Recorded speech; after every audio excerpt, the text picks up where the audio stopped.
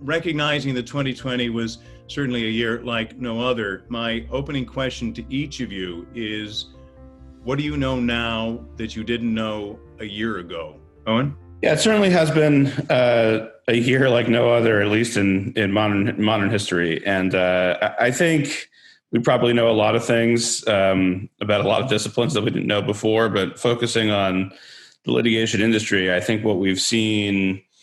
is a real stress test of how the litigation industry performs in, the most challenging and unprecedented circumstances. And I think,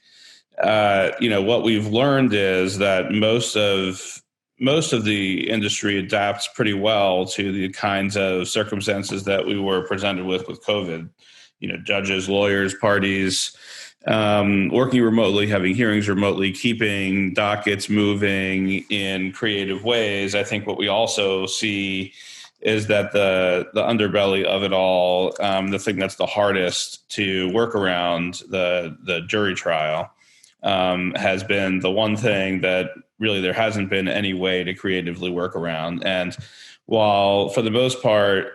cases have moved and the industry has continued running, you see the importance of the jury trial to the industry as a whole, both in terms of actually getting outcomes and getting cases resolved, but also in terms of motivating settlements and providing the grist for the mill, so to speak, in terms of motivating parties to come to the table and actually settle. So I think what we've learned is that if you shut down active society, the litigation industry, unlike maybe some other industries, continues to run reasonably well, but it definitely has an impact on particularly durations of cases that are either going to need to be tried by a jury or need